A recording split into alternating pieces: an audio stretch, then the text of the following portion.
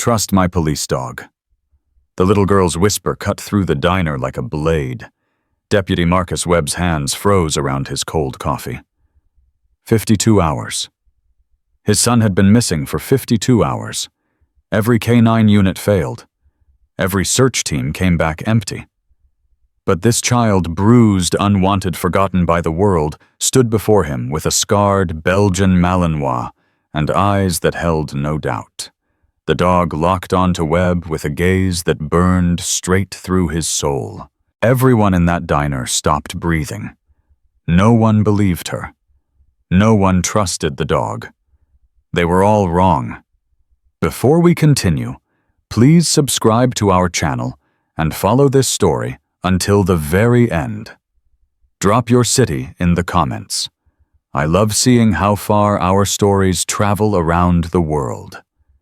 Deputy Marcus Webb pushed through the glass door of Thompson's hardware store like a man drowning in open air. His uniform hung wrinkled on his frame. Coffee stains marked his shirt from yesterday, or maybe the day before. He couldn't remember anymore. Time had become meaningless since Tyler disappeared. The bell above the door chimed, but Webb didn't hear it. He heard only the echo of his son's laughter from 3 days ago, the last time everything made sense. "Marcus?"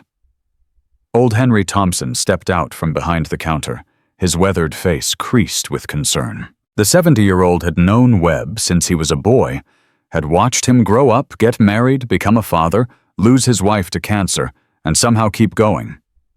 "You need to sit down, son." "I can't sit." Webb's voice cracked on the words. "I can't stop moving, Henry. If I stop moving, I start thinking. And if I start thinking—" He couldn't finish the sentence. Henry placed a gentle hand on Webb's shoulder. "The search teams are still out there. Sheriff Patterson called in 2 more K-9 units from the state. They're covering the North Ridge as we speak." "The North Ridge?" Webb laughed bitterly, the sound hollow and broken. "They searched the North Ridge yesterday, and the day before. They've searched everywhere, Henry. Everywhere."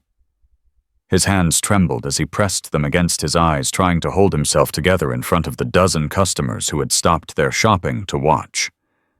52 hours, he whispered. "Do you know what happens after 72? The statistics, the probability of finding him alive." "Don't." Henry's grip tightened. "Don't you dare go there. Tyler's a smart boy, strong like his daddy. He's out there waiting for you to find him." Webb wanted to believe that.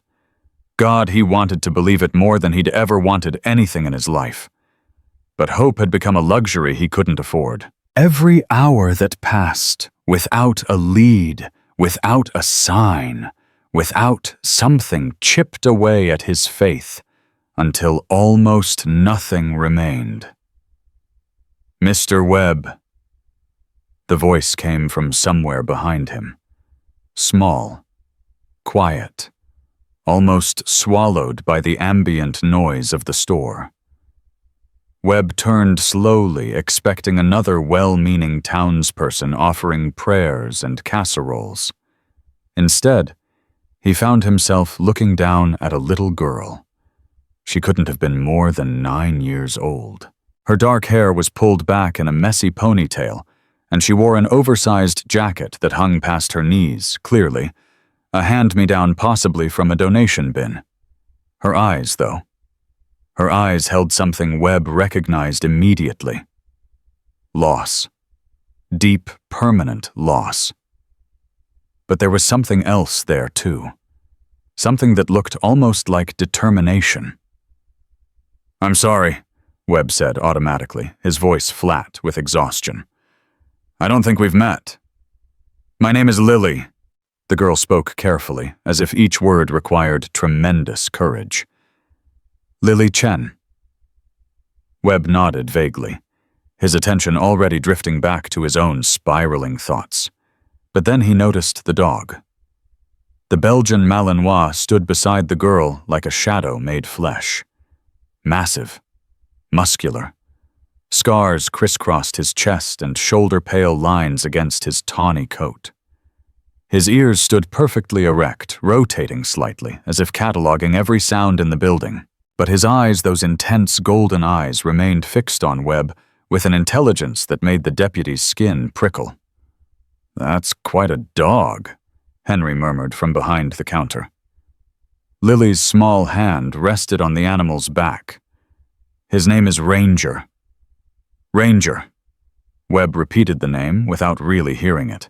His mind was already elsewhere, calculating search grids, wondering if they'd missed something in the eastern woods, questioning whether, "Sir," Lily's voice cut through his thoughts. "Sir, trust my police dog." Webb blinked, certain he'd misheard. "What?" The girl swallowed hard. Her fingers tightened in Ranger's fur. "Ranger can find your son." The hardware store went absolutely silent. Webb stared at the child, his exhausted brain struggling to process what she'd just said. Behind him, he heard Henry inhale sharply. Other customers exchanged confused glances. Someone near the paint aisle whispered something to their companion. "Sweetheart." Webb crouched down slowly, bringing himself to eye level with the girl. His knees protested, joints stiff from 2 days without proper rest. "I appreciate what you're trying to do, I really do, but this situation is very serious, and I know it's serious." The interruption startled him, not because it was rude, but because of the weight behind it. This wasn't a child speaking from ignorance or naivety. This was someone who understood exactly what was at stake. Lily met his gaze without flinching. "Ranger found me when everyone said I was lost forever. He can find your son, too." Webb's throat tightened. "Found you? What do you mean he found you?" Before Lily could answer, Ranger took a single step forward. The movement was deliberate, controlled, exactly like the military working dogs Webb had encountered during his years in law enforcement. The animal lowered his head slightly and fixed his eyes on Webb's face with an intensity that made the deputy's breath catch. "Jesus," someone whispered from across the store. Webb had worked alongside K-9 units for 15 years. He knew the difference between a pet and a professional. Pets wagged their tails, sought affection, responded to their environment with curiosity and playfulness. This dog did none of those things. Ranger stood at attention. Muscles coiled beneath his scarred coat, every fiber of his being focused on Webb, as if awaiting a command from a superior officer. "Where did you get this dog?" Webb asked slowly. Lily's expression flickered with something that looked almost like grief. "I found him 3 weeks ago, in the old mine shaft past Miller's Ridge." Henry stepped closer, his boots creaking on the wooden floor. "The abandoned mine's child. Those tunnels have been closed for 40 years. Nobody goes up there. I was running away." Lily's voice dropped to barely a whisper. "From my foster placement. I didn't want to go back there. I'd rather have disappeared into the mountains than—" She stopped herself, jaw clenching. Webb felt something shift in his chest. Foster placement. Running away. This child carried her own darkness, her own weight that no 9-year-old should bear. "What happened at the mines?" he asked gently. Lily's hand stroked Ranger's ear, drawing comfort from the contact. "I heard crying. Not human crying. Something else. Deeper. Like someone in terrible pain." The store remained frozen, every person hanging on the girl's words. "I followed the sound into one of the tunnels. Maybe half a mile in. And there he was." Her voice cracked slightly. "Covered in blood. His leg was torn up. He had this vest on like military dogs wear, but it was shredded, burned at the edges. He was just lying there, breathing so shallow I thought he was dying." Webb's eyes drifted to the scars on Ranger's chest. Burns. Shrapnel marks. He'd seen wounds like that before on veterans who'd survived IED attacks overseas. "I carried him out," Lily continued. "He was so heavy, but I couldn't leave him. I just couldn't." "You carried a 60-pound injured dog half a mile through a mine tunnel?" Henry asked incredulously. I didn't think about how far it was. I just kept walking. Webb studied the girl with new eyes. Beneath the oversized jacket and the quiet voice was something fierce. Something unbreakable. What happened then? I took him to my hiding spot in the woods, cleaned his wounds with water from the creek, gave him my food. For 3 days he just slept. But then... Lily paused, her brow furrowing at the memory. Then he started changing. Changing how? He started watching everything. Every sound, every movement. He wouldn't let anyone come near me, but it was more than just protection. Her dark eyes lifted to meet Webb's. He was looking for something. Every night he'd pace around our camp, sniffing the air, whining toward the mountains, like he was trying to find someone. Ranger let out a soft sound, almost like confirmation. Yesterday, Lily said quietly, he wouldn't stop pulling me toward town. I've never seen him like that. He practically dragged me here. And then he saw you walk in and he just... She gestured helplessly at the dog, who hadn't moved his gaze from Webb's face for a single second. He just stopped, like he'd finally found what he was looking for. Webb's heart was hammering now. Against every rational instinct, against every professional training that told him to trust procedure and protocol, something deeper was responding to this girl's story. Something primal. Sweetheart, I want to believe you. I do. But the county has brought in professional tracking dogs. Bloodhounds trained specifically for search and rescue. If they couldn't find Tyler's trail, how could... Because they're not Ranger. The simple certainty in her voice stopped him cold. Lily reached into her jacket pocket and pulled out a torn piece of fabric. This was sewn on his vest when I found him. I looked up what it means. She handed it to Webb. The letters were faded, the fabric singed at the edges, but still legible. MWD K9. Unit 7. Webb's blood went cold. MWD. Military working dog. He was a soldier's dog, Lily said. Wasn't he? Webb couldn't answer. His hands were shaking as he held the patch, turning it over, as if expecting it to reveal more secrets. Those dogs. Henry's voice came out rough with emotion. I read about those dogs. They trained them for years. Detection, tracking, combat. Best in the world. He's not just trained. Lily placed both hands on Ranger's head, and the massive dog finally broke eye contact with Webb to look at her. Just for a moment. Just long enough to reveal the bond between them. He's still serving. He never stopped. He's been waiting for someone to give him a mission. Webb's throat was so tight he could barely speak. And you think the mission is my son? I know it is. Ranger knows it is. Lily's eyes glistened with unshed tears. Please, sir, please let him try. What do you have to lose? What did he have to lose? Everything. He had everything to lose. Every moment spent following a false lead was a moment his son slipped further away. Every minute wasted could be the difference between finding Tyler alive and finding he couldn't finish that thought. But as he looked at this girl, this broken, fierce, impossibly brave child who had carried a dying military dog out of a collapsed mine shaft on nothing but willpower, he realized something. He was already out of options. Okay, he whispered. Lily's eyes widened. Really? On one condition. Webb reached into his pocket and pulled out a small object. His fingers trembled as he held it up. A child's baseball cap. Faded blue. Torn at the bill from years of wear. This is Tyler's. He was wearing it when... His voice broke. He had to take a breath before continuing.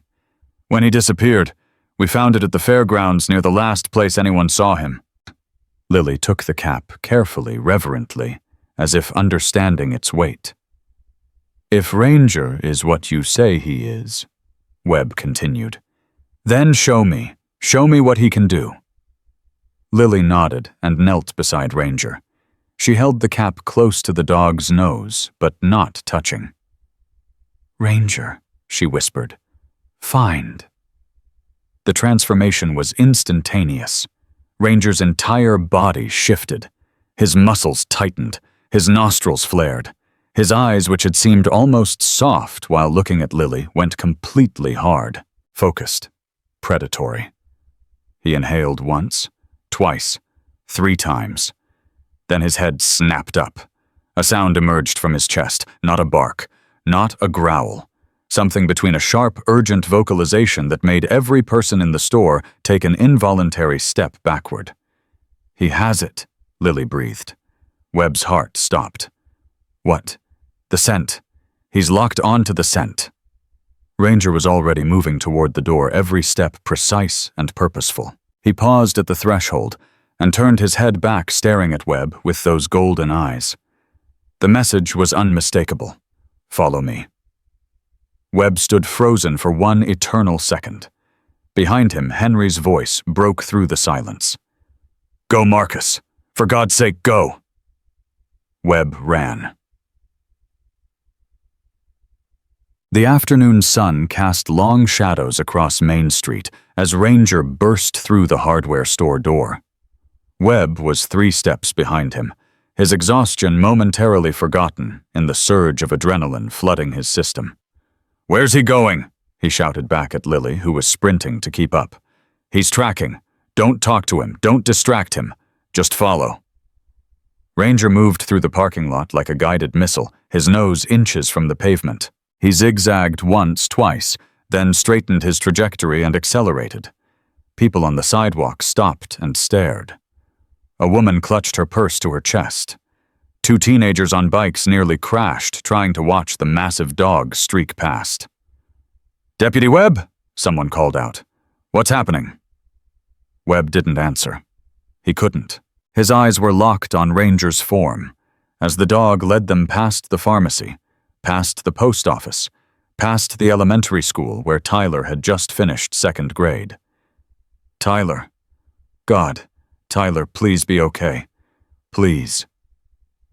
Ranger veered suddenly to the right, leaving the main road and cutting across the community park. His paws barely touched the grass as he ran, muscles rippling beneath his scarred coat. Webb's radio crackled at his hip. "Unit 7, this is dispatch. We're getting calls about a large dog heading through the park. Is that you, Deputy Webb?" He grabbed the radio without slowing. "Affirmative. I'm in pursuit." "Pursuit of what?" Webb didn't know how to answer that question. He wasn't pursuing a criminal. He wasn't chasing a suspect. He was following a ghost, a shadow, a desperate hope given 4 legs and golden eyes. "Just send backup to my location," he said finally. "And tell Patterson," his voice caught. "Tell the sheriff I might have something." Ranger reached the edge of the park and stopped abruptly. Webb nearly collided with him, skidding to a halt on the damp grass. Lily arrived seconds later, breathing hard, but eyes bright with focus. "What is it?" Webb demanded. "Why did he stop?" Ranger's nose pressed against the ground at the base of an old oak tree. He circled once, twice, then let out that same sharp vocalization from before. "He's found something," Lily said. Webb dropped to his knees beside the dog, scanning the area. At first he saw nothing, just dirt leaves, scattered acorns. Then his heart stopped. Pressed into the mud beside the tree roots was a footprint. Small, child-sized, fresh enough that water hadn't yet filled the depression. "Tyler," Webb breathed. "Wait." Lily was kneeling beside him, her face pale. "There's another one." Webb followed her gaze.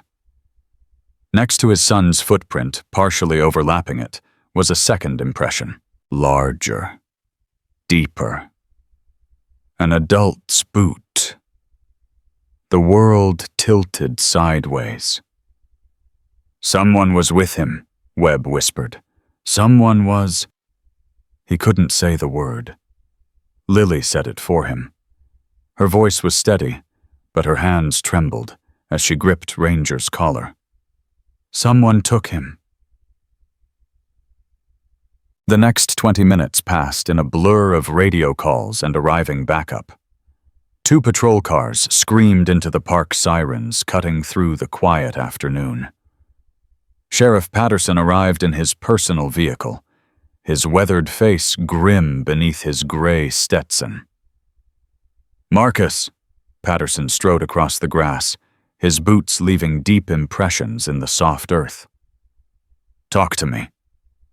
Webb stood beside the footprints, his body rigid with barely contained emotion. 2 sets of tracks, Tyler's and someone else's. The dog led me straight here. Patterson glanced at Ranger, who sat motionless beside Lily, eyes fixed on the tree line at the edge of the park. "This the dog dispatch told me about, the one from Thompson's store." "Yes, sir." "And you're telling me a random dog found evidence our K9 units missed for 2 days. He's not random." Webb's voice came out sharper than he intended. "He's military, former MWD. The girl found him 3 weeks ago." Patterson studied Lily with narrowed eyes. The 9-year-old met his gaze without flinching. "What's your name, sweetheart?" "Lily Chen." "And this is your dog?" "He found me," Lily said simply. "So I guess we belong to each other now." Something flickered in Patterson's expression. Maybe recognition of the child's pain. Maybe respect for her quiet courage. Maybe both.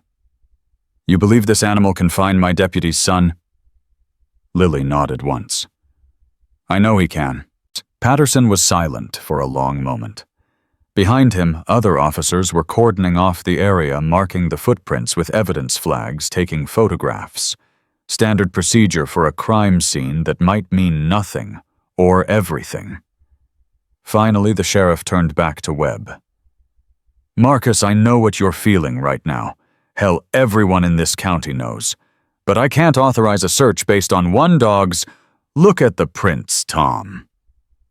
Webb's interruption was quiet, but fierce. "Look at them. Tyler's shoe size. The same tread pattern as his sneakers. The ones his grandmother bought him last month." His voice cracked. "And those boot prints. Size 11. Heavy tread. Working boots or hiking boots. Whoever made them was carrying weight. The impressions are too deep otherwise." Patterson crouched beside the tracks, examining them with the practiced eye of a 30-year lawman. "Could be a jogger," he said slowly. "Someone passing through. With my son." At the exact spot where Ranger tracked his scent. Patterson didn't answer. Ranger suddenly rose to his feet. Every officer in the park turned to look.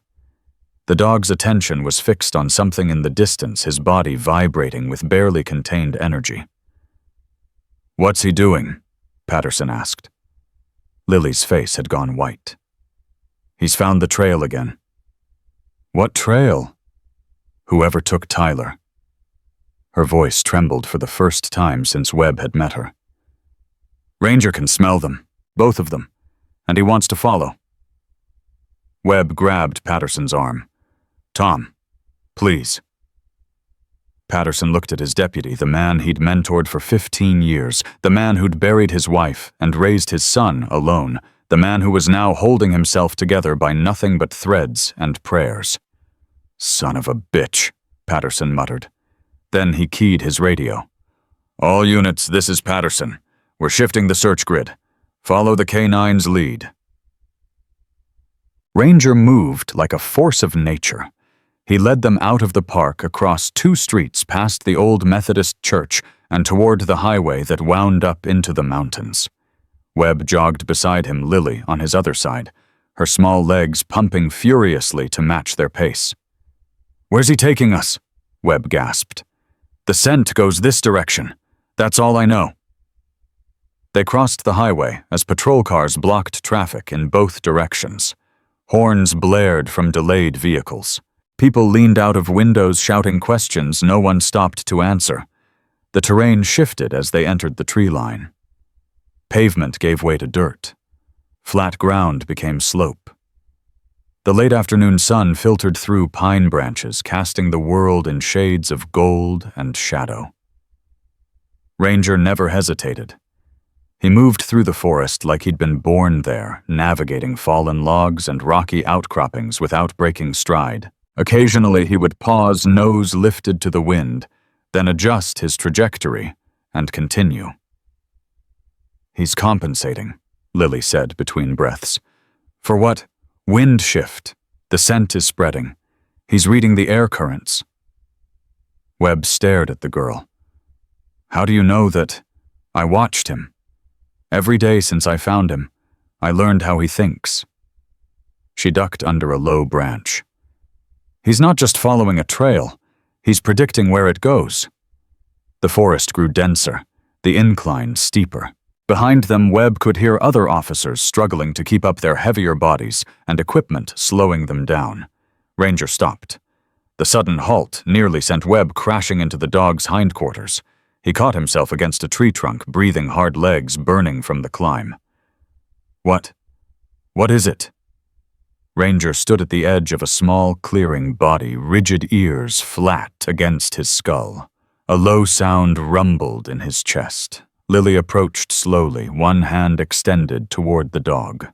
"Ranger, what's wrong?" The dog didn't acknowledge her. His attention was fixed on something in the center of the clearing. Something half buried in leaves and dirt. Webb saw it at the same moment his heart shattered. A shoe. Tyler's shoe. The same sneakers his grandmother had bought him last month. "No." The word came out as a whisper. "No, no, no." He stumbled forward, falling to his knees beside the shoe. His hands shook violently as he picked it up, brushing away the dirt, checking for blood. He was checking for blood. There was none. "He's alive." Lily was beside him, her hand on his shoulder. "Deputy Webb, look at me. He's alive." "You don't know that." "I do." She pointed at Ranger. "Look at him." Webb forced himself to look. The dog was no longer rigid with alarm. He was moving again, circling the clearing, nose to the ground, that same focused energy driving his movements. If Tyler was... Lily couldn't say the word either. If something bad had happened, Ranger would know. His behavior would change. But he's still tracking. He still believes he can find him.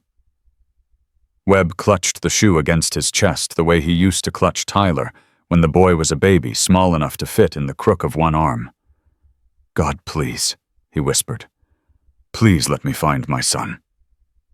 Ranger barked once. Sharp, urgent, commanding. The dog was standing at the far edge of the clearing, staring at Webb with those golden eyes. His message was clear. "Get up. We're not done." Webb rose on legs that felt like water, and followed. The sun was beginning to set when they reached Miller's Ridge. Webb stood at the edge of a rocky outcrop, staring down at the landscape spread below them. In the distance, he could see the lights of Maple Creek beginning to flicker on. His town. His home. The place where his son should be right now, safe and warm and laughing at the dinner table. Instead, Tyler was out here somewhere, in the wilderness, with someone who had taken him. "The old mines are below us." Lily pointed towards a cluster of dark openings carved into the ridge face. "That's where I found Ranger." Patterson arrived at the outcrop, wheezing from the climb. "Those tunnels have been condemned for decades. We searched them 2 days ago." "All of them?" Webb asked. "The main shafts, the accessible ones. And the others?" Patterson didn't answer. He didn't need to. Ranger was already descending the ridge, picking his way down the rocky slope, with the sure-footed confidence of a mountain goat. The scent trail he followed was invisible to everyone but him, but his certainty was absolute. "He's not going to the main entrances," Lily observed. "He's heading further along the ridge." "There's nothing there," Patterson said. "Just collapsed tunnels and unstable rock." Then why is he still tracking? No one had an answer. They followed Ranger for another 20 minutes as the last light bled from the sky. Flashlights clicked on. Radio chatter intensified. Somewhere below them, more units were arriving, setting up a command post preparing for a night search that Webb prayed wouldn't be necessary. Ranger stopped at the mouth of a narrow opening barely visible behind a curtain of overgrown brush. He pawed at the ground, then turned to stare at Webb. "This wasn't on our maps," Patterson said slowly, "because nobody knows about it." Lily crouched beside the opening, peering into the darkness. "This is an old ventilation shaft, from before they modernized the mines. It probably hasn't been used in 100 years. Webb pulled the brush aside, revealing the full extent of the passage. It was narrow, barely wide enough for an adult to squeeze through, and descended at a steep angle into total blackness. "Tyler couldn't have come this way on his own," Webb said. "He'd have been too scared of the dark. But someone who knew about it could bring him here." Lily's voice was quiet. "Someone who wanted to hide." Webb felt the blood drain from his face. "Whoever took him," he whispered. "They knew these mountains. They knew about this tunnel." "Local," Patterson agreed grimly. "Someone from town." The implications hung in the air like poison. Ranger pushed past Webb and disappeared into the tunnel entrance. "Ranger, wait," Lily started forward, but Webb caught her arm. "You're not going in there. He's my dog. And you're a child. You stay here with Sheriff Patterson. Radio if anything happens." Lily looked like she wanted to argue, but something in Webb's face stopped her. Maybe she recognized the same determination she felt in herself. Maybe she understood that some battles had to be fought alone. "Bring him back," she whispered. "Both of them." Webb nodded once. Then he lowered himself into the darkness. The tunnel swallowed him whole. Within seconds, the light from outside faded to nothing.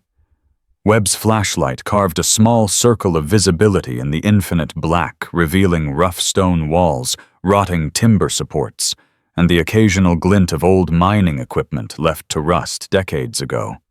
Ahead, he could hear Ranger's claws clicking against rock. "Easy, boy," he called softly. "Wait for me." The dog paused, allowing Webb to catch up. In the flashlight's beam, Ranger's eyes glowed like twin flames reflecting gold against the darkness. "Good boy. That's a good boy." They moved forward together, man and dog descending deeper into the mountain's heart. The air grew colder with each step. Damper. The smell of earth and age filled Webb's nostrils, mixing with something else. Something metallic. Fear sweat. Someone had been here recently. Someone afraid. Ranger's pace quickened. His whine echoed off the tunnel walls, urgent and pleading. "I know, buddy. I know. We're close." The tunnel opened without warning into a larger chamber. Webb's flashlight swept across the space, revealing. He stopped breathing. A small blanket lay crumpled in the corner. A water bottle empty. A candy bar wrapper. And on the far wall, scratched into the stone with what looked like a sharp rock, "Find me." Webb's knees buckled.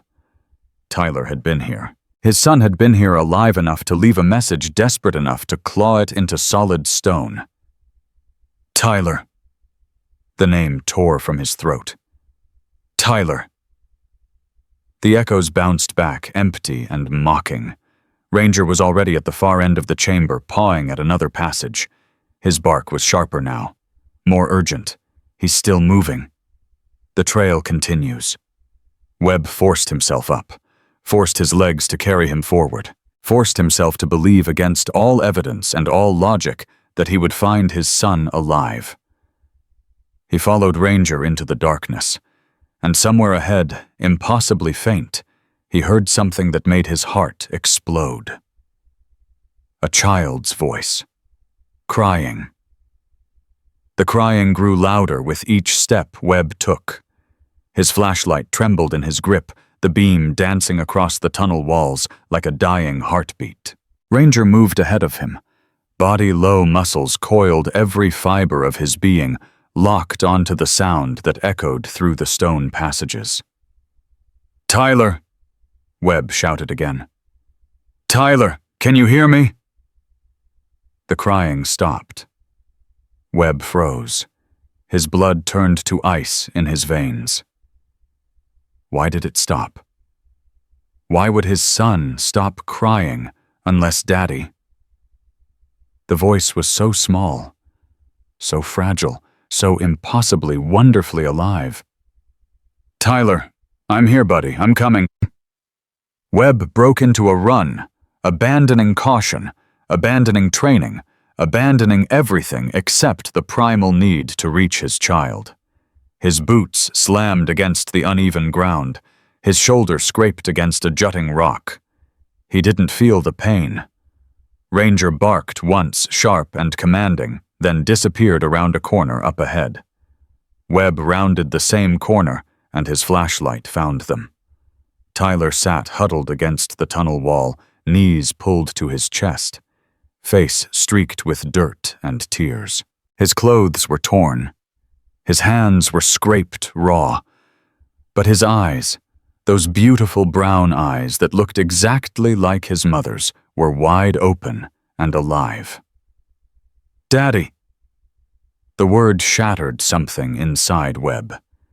He crossed the remaining distance in 3 strides and dropped to his knees, pulling his son into his arms with a force that might have hurt if either of them cared. "I've got you." Webb's voice broke completely. "Oh God, Tyler, I've got you. You're safe. You're safe." Tyler clung to him. Small fingers digging into Webb's uniform shirt, sobs racking his thin body. "I knew you'd come. I knew you'd find me. I left you a message on the wall because I knew. I saw it, buddy. I saw it. The man said you wouldn't find me. He said I was going to disappear forever, but I told him my daddy was a police officer and he would never stop looking." Webb pulled back just enough to look at his son's face. "What man, Tyler, who took you?" Tyler's expression crumbled. Fresh tears spilled down his cheeks. "He was nice at first. At the fair. He said he knew you. He said you sent him to pick me up because there was an emergency." Webb's hands tightened involuntarily on his son's shoulders. "What did he look like? Tall, brown hair, he had a beard, and he walked funny like his leg hurt." Recognition slammed into Webb like a physical blow. "Mr. Dawson," Tyler nodded miserably. "I didn't know, Daddy. He said you sent him. I believed him because he knew my name, and he knew your name, and—" "Shh." Webb pulled Tyler close again. "This isn't your fault. None of this is your fault." But inside rage was building. Carl Dawson, the groundskeeper at the elementary school, the quiet man who waved at kids during recess, the man Webb had spoken to a dozen times without ever sensing anything wrong. Ranger growled suddenly. Webb's head snapped up. The dog was no longer focused on Tyler. His attention had shifted to the darkness beyond them, ears flat, hackles raised. "What is it, boy?" A sound drifted from somewhere deeper in the tunnel. Footsteps. Heavy. Approaching.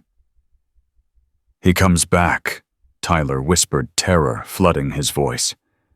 "Every few hours he comes back to check on me." Webb drew his service weapon with one hand, while keeping the other on his son. "Stay behind me. Daddy, behind me, Tyler.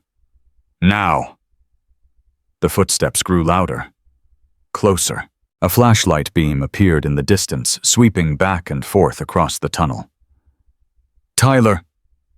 A man's voice echoed off the walls. "Tyler, I brought you something to eat. Are you—" The voice stopped. The flashlight beam found Webb's uniform. Deputy Webb? Carl Dawson's voice came out flat, emotionless. I didn't expect you to find this place. Webb raised his weapon. Hands where I can see them, Carl. Silence stretched between them. The two flashlight beams created a strange intersection of light and shadow, illuminating fragments of each man's face while leaving the rest in darkness.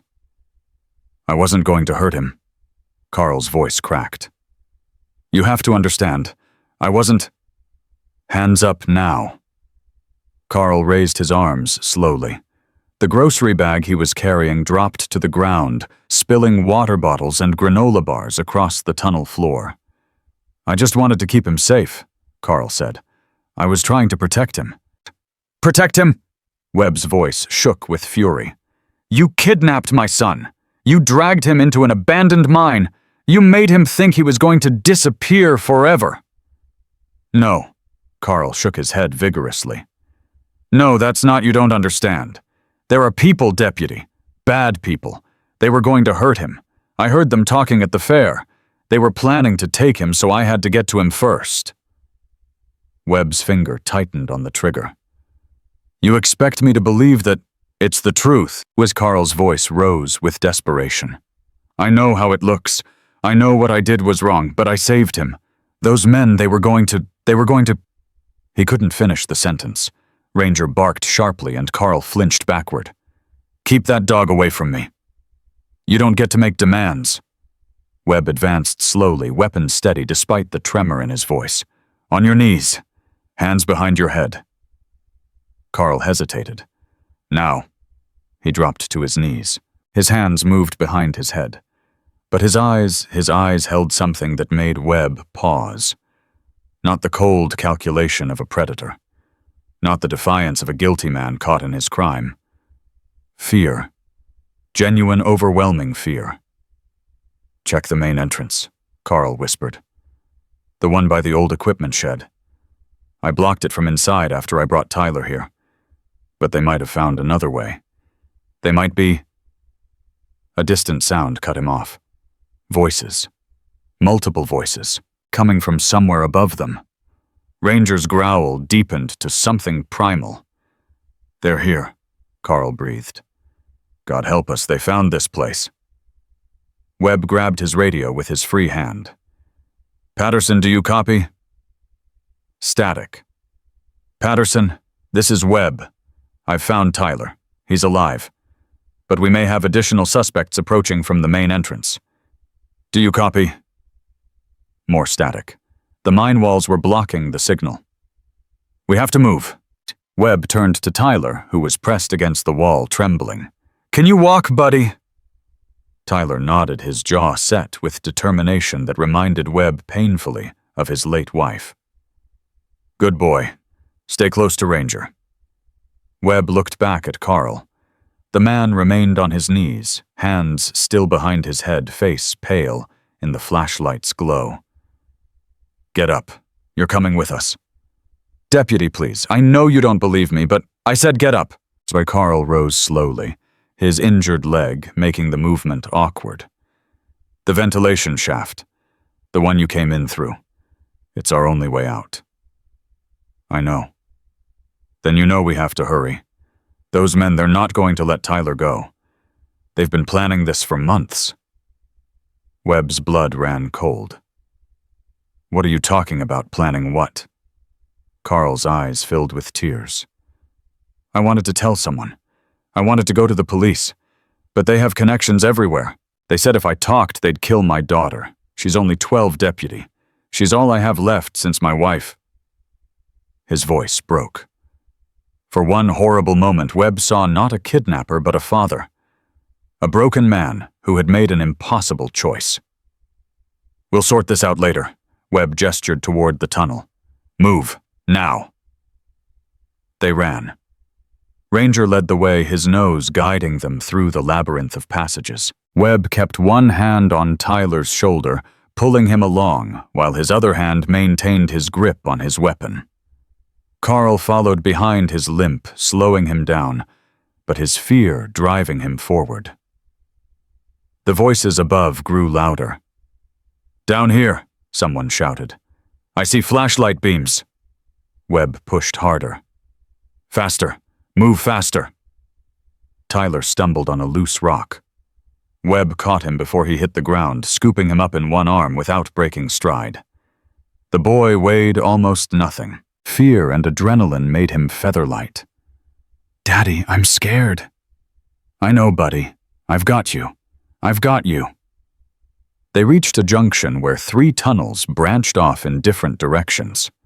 Ranger stopped his nose, working furiously, head swinging between the options. "Which way?" Webb demanded. Ranger whined uncertainly. "He's confused." Carl's voice was strained. "The air currents here are strange. The scent is spreading in multiple directions." "Then how do we—" A gunshot exploded somewhere behind them. Tyler screamed. Webb instinctively dropped to one knee, shielding his son with his body. "Go left!" Carl shouted. "The left tunnel leads upward. I remember from when I brought Tyler in." Webb didn't have time to question. He ran left. Ranger hesitated for 1 second, then followed. The tunnel climbed steeply, the rough floor giving way to ancient wooden steps that groaned under their weight. Webb's lungs burned. His legs screamed for rest, but Tyler's arms around his neck kept him moving. "Almost there," Carl gasped from behind. "The shaft entrance is just ahead." A faint glow appeared in the distance, the last light of dusk filtering down from outside. They were going to make it. Another gunshot closer this time. A chunk of rock exploded inches from Webb's head. "Get down!" He dropped to the ground, curling his body around Tyler. Ranger spun and faced the darkness behind them, teeth bared, a savage growl ripping from his throat. "You can't protect him forever, Deputy." The voice echoed off the walls, distorted by the tunnel's acoustics. Webb couldn't identify it, couldn't tell how many men were pursuing them. "Give us the boy, and you can walk away." "Like hell," Webb muttered. He raised his weapon and fired 3 shots into the darkness. The muzzle flash briefly illuminated the tunnel, revealing shadows moving toward them. "Go!" He pushed Tyler toward Carl. "Get him out, now." "Daddy, no. Go, Tyler, I'll be right behind you." Carl grabbed Tyler's hand and pulled him toward the shaft entrance. Ranger remained beside Webb, his body positioned to intercept anyone who came through.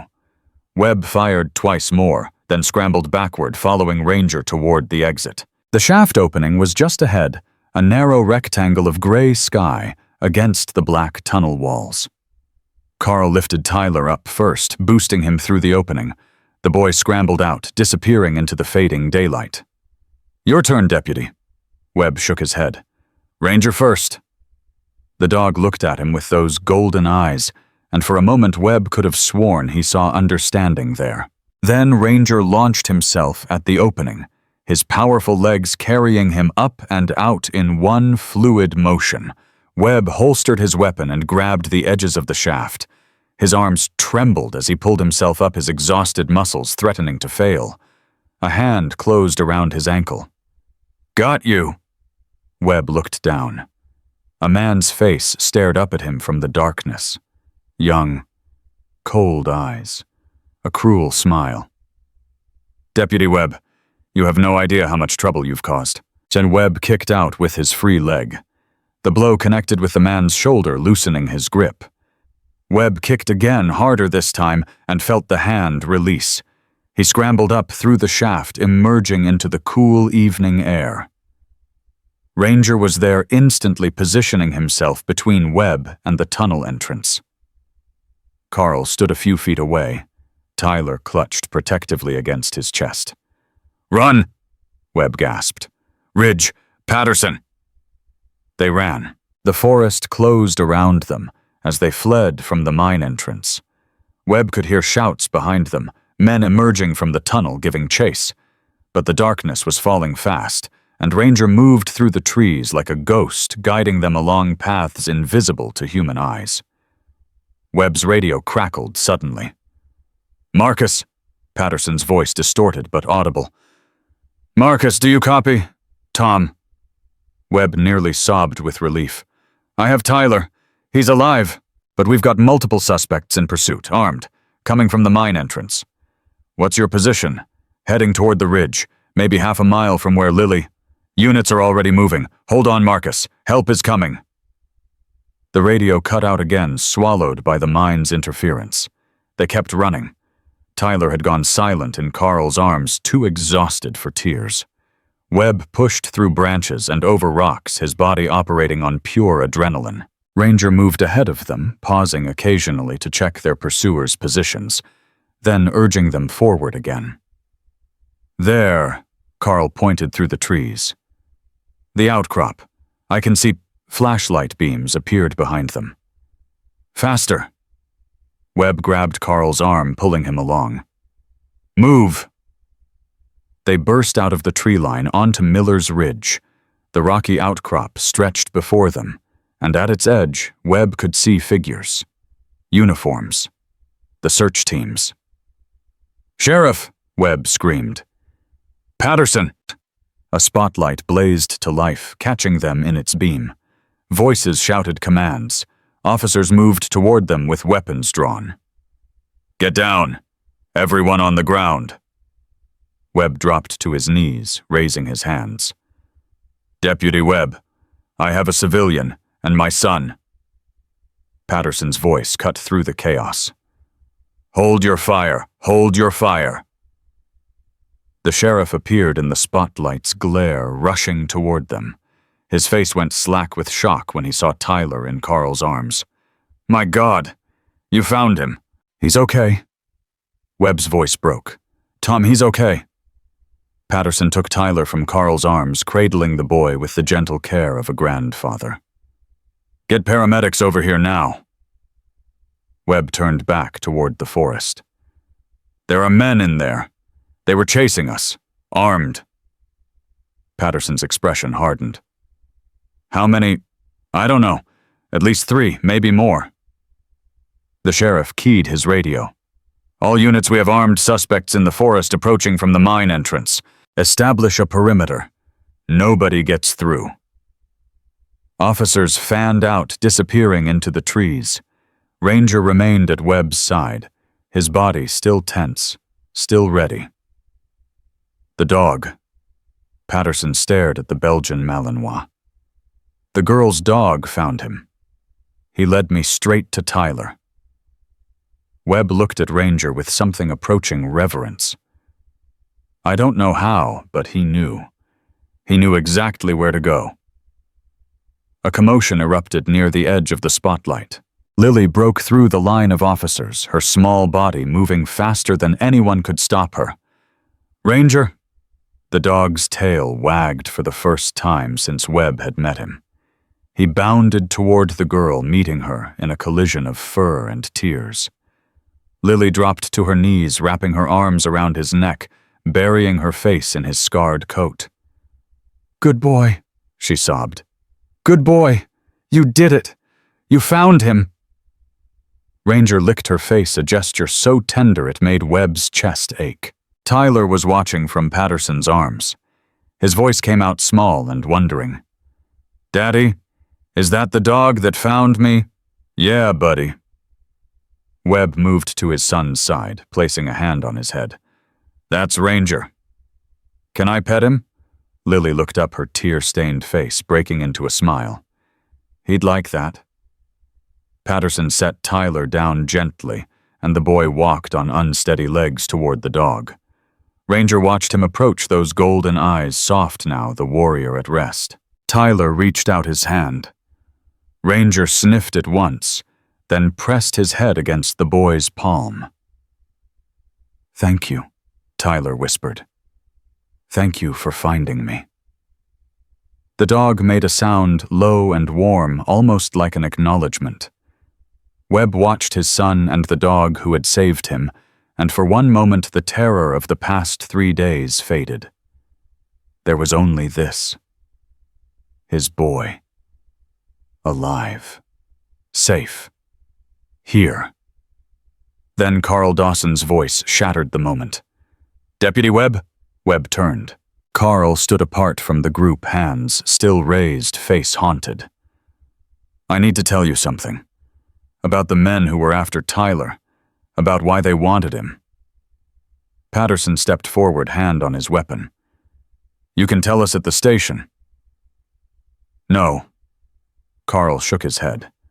You need to hear this now, before they disappear again, before they find another child. Webb's blood went cold. Another child. Carl's eyes filled with tears. Tyler wasn't their first target, and if you don't stop them tonight, he won't be their last. The forest erupted with gunfire.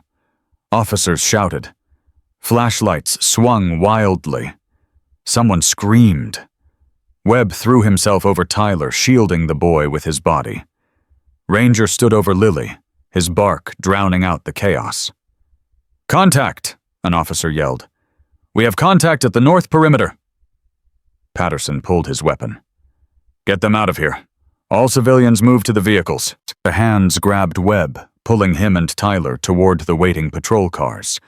He caught one last glimpse of Carl Dawson, standing motionless in the chaos, tears streaming down his face. I tried to protect him, Carl called out. I was only trying to protect him.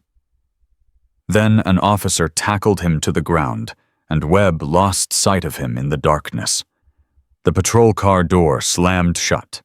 Webb held Tyler against his chest as the vehicle roared to life. But even as they sped away from Miller's Ridge, even as sirens wailed and lights flashed and the night erupted with chaos, Webb couldn't shake Carl Dawson's words from his mind. Tyler wasn't their first target. He won't be their last. The nightmare wasn't over. It was just beginning. The hospital corridor felt endless. Webb sat in a plastic chair outside Tyler's room, his hands still trembling, his uniform still covered in dirt and blood that wasn't his own. 3 hours had passed since Miller's Ridge.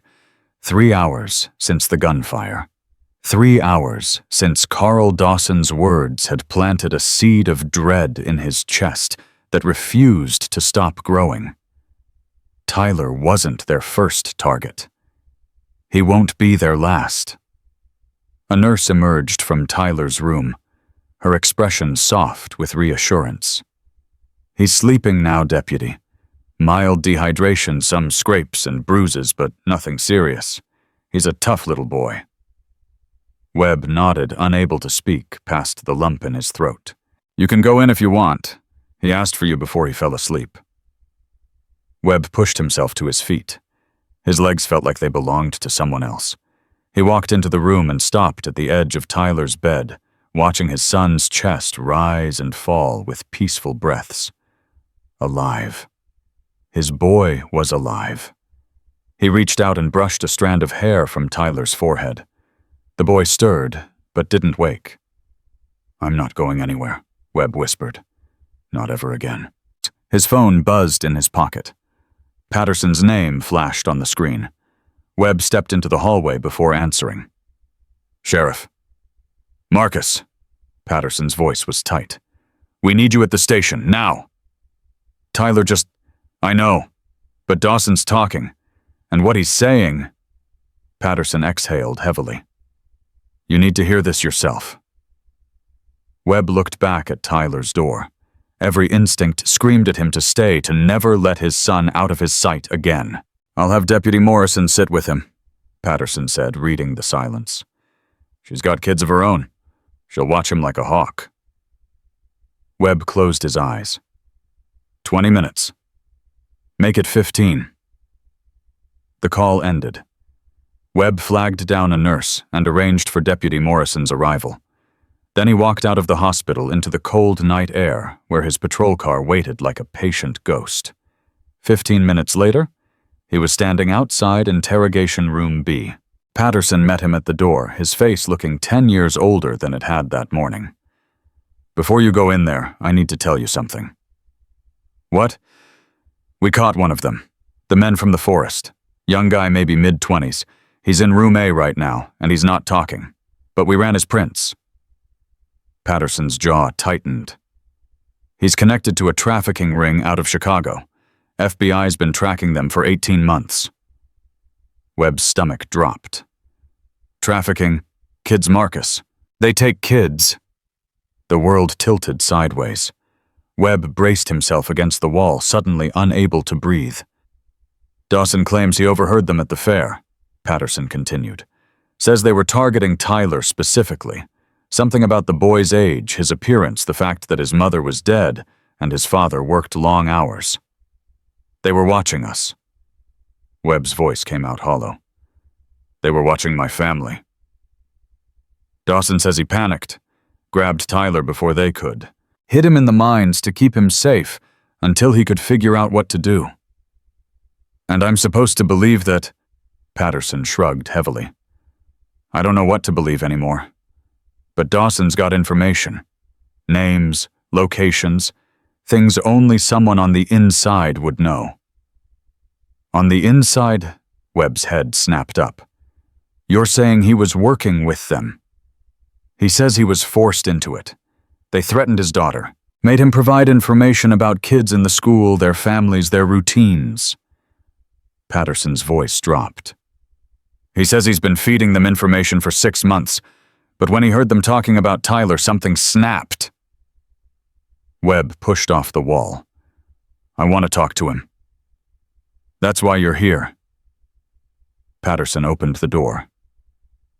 Carl Dawson sat at the metal table, his hands cuffed in front of him, his face a mask of exhaustion and despair. He looked up when Webb entered, and his eyes filled with tears. Deputy Webb, your son is alive, no thanks to you. I saved him. Carl's voice cracked. I know you don't believe me, but I saved him. If I hadn't gotten to him first, if you hadn't gotten to him first, maybe I would have found him in 3 hours instead of 3 days. Webb slammed his hands on the table. Do you have any idea what we went through? What Tyler went through? Carl flinched, but didn't look away. I couldn't tell you. They have people everywhere. Police stations, hospitals, schools. One wrong word and my daughter would have disappeared. Your daughter. Emma. She's 12. Carl's voice broke. She's all I have, Deputy. My wife died 2 years ago. Cancer. Emma is everything to me. And they said if I didn't cooperate, they would take her. They showed me pictures of other girls who didn't cooperate, girls who... He couldn't finish. Webb studied the man across from him. He saw a father. A desperate, terrified father who had made impossible choices. It didn't excuse what he'd done. But Webb understood it in a way that shook him to his core. The man we caught, Webb said slowly. Who is he? Carl's expression darkened. His name is Victor Reese. He's a recruiter. He finds the targets, gathers the information, then passes it up the chain. And who's at the top of the chain? Carl hesitated. His hands trembled in their cuffs. Carl, who's running this? I don't know his real name. They call him the broker. He never shows his face. Everything goes through intermediaries. Carl swallowed hard. But I know where they were planning to take Tyler, before they could move him out of state. Webb's heart stopped. Where? There's a warehouse. Old cannery outside of town past the railroad tracks. They use it as a staging area. Kids stay there for a day or two before they're transported. Patterson stepped forward. How do you know this? Because I've been there. Carl's voice dropped to a whisper. They made me help once. Loading supplies. I saw the room where they keep them. The chains on the walls. Webb felt sick. He thought of Tyler in that room, terrified, waiting to disappear forever. If there are other children, there might be. Carl's eyes met Webb's. I heard them talking about another pickup. Tonight. Before everything went wrong. Webb was already moving toward the door. Marcus, wait. Patterson grabbed his arm. We need to do this right. Call the FBI coordinate with, those kids might not have until the FBI gets here. Webb shook off the sheriff's grip. Every minute we wait is a minute those children don't have. Then we move fast, but we move smart. Patterson keyed his radio. All available units meet at the station in 10 minutes. Full tactical briefing. Webb looked back at Carl Dawson. The man sat slumped in his chair, broken and defeated. "Deputy," Carl called out. "The girl, the one with the dog." Webb paused at the door. "Lily Chen." Carl's voice trembled. She was on their list, too. The words hit Webb like a physical blow. "What? Foster kid. No family to notice if she disappeared. No one to come looking." Carl's tears spilled over. "I saw her name on the list 3 weeks ago. I was supposed to report on her movements. But she ran away before I could. Disappeared into the mountains." A strange, sad smile crossed Carl's face. "I think she saved herself. And that dog of hers saved your son." Webb stood frozen in the doorway, his mind racing. Lily. The quiet girl with the sad eyes and the fierce determination. The girl who had carried a dying military dog out of a mine shaft on nothing but willpower. She had been a target. And she had escaped. "Where is she now?" Webb demanded. Patterson checked his notes. "Social services took her back to her foster placement an hour ago. Standard protocol after, get her back." Webb's voice cut like steel. "Now!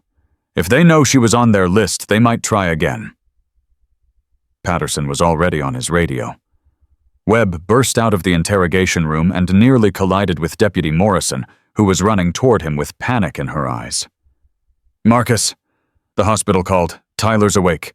He's asking for you." "I can't. There's something else."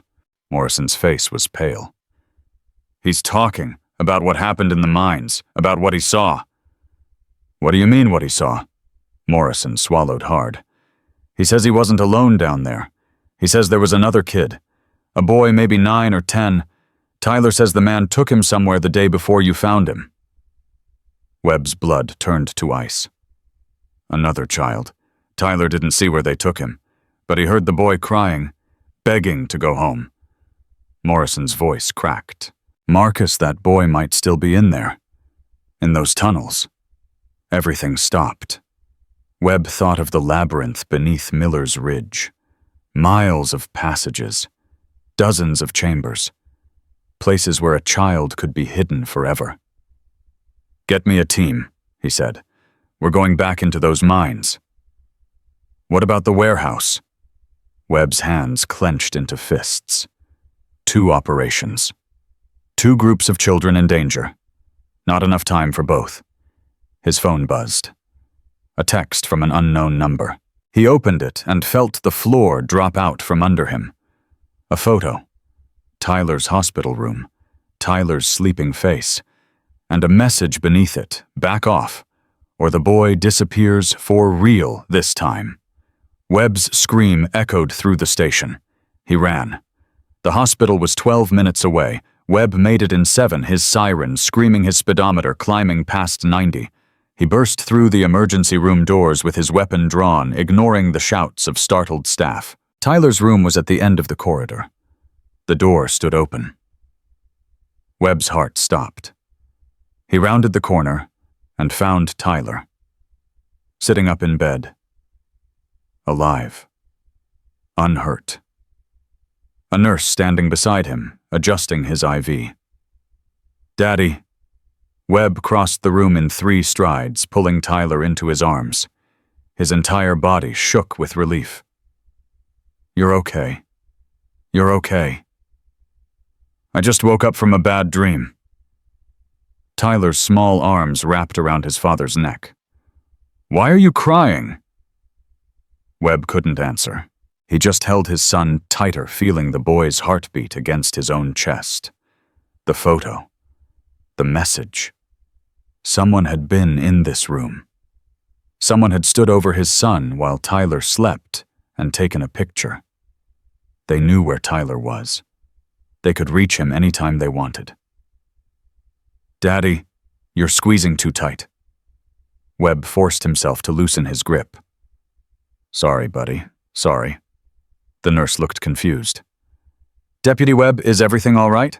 I need this room secured, now. No one comes in or out without my authorization." "But the other patients?" "No one." Webb's phone buzzed again. Another text from the same number.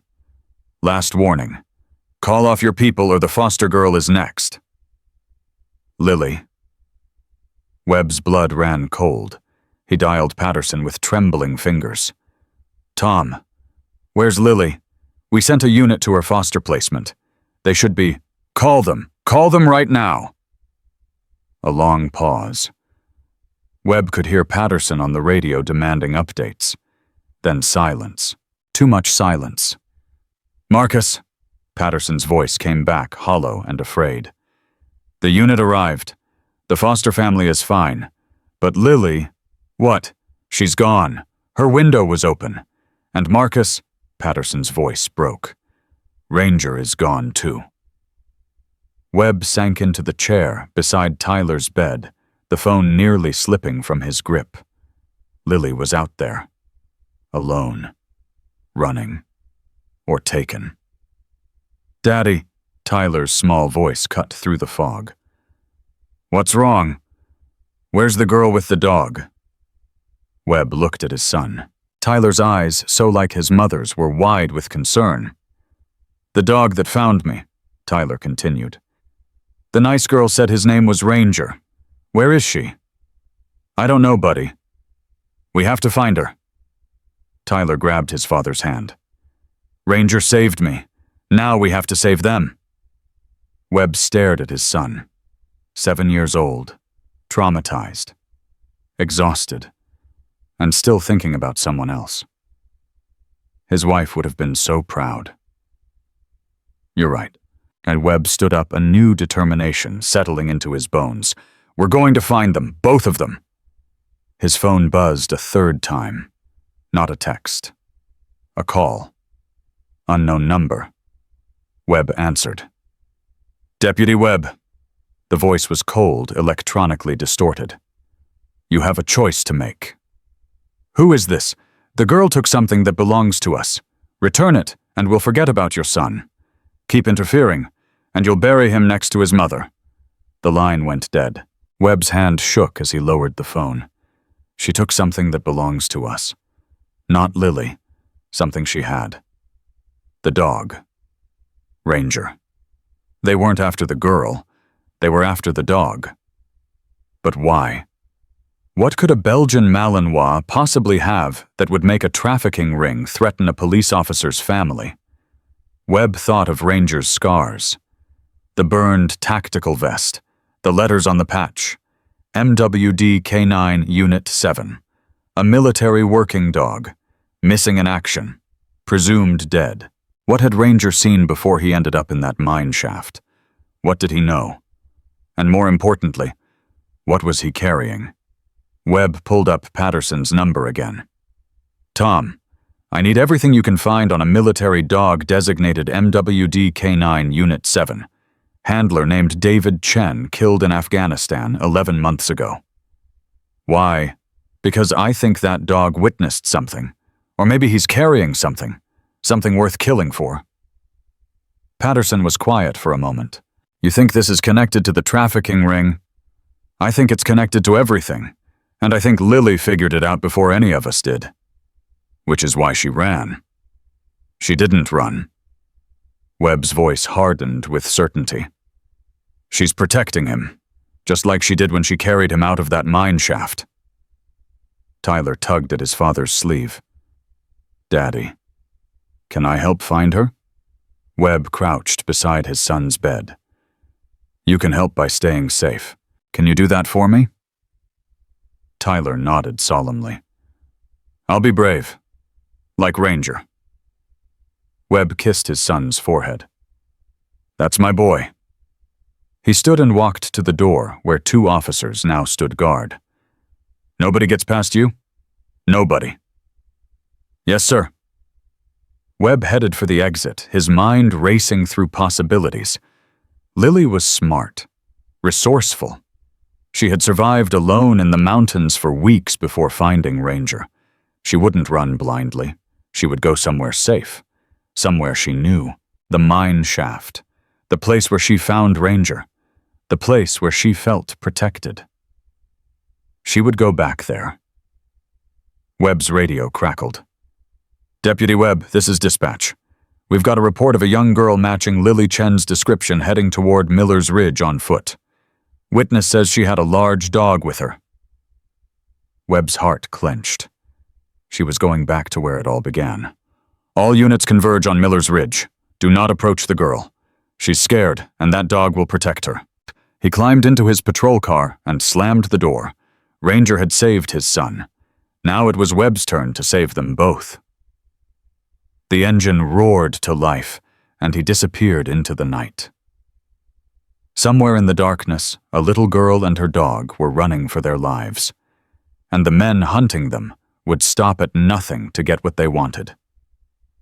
Webb's patrol car tore through the darkness toward Miller's Ridge, his knuckles white on the steering wheel. Patterson's voice crackled through the radio, with updates that made his blood run colder with each word. FBI just confirmed.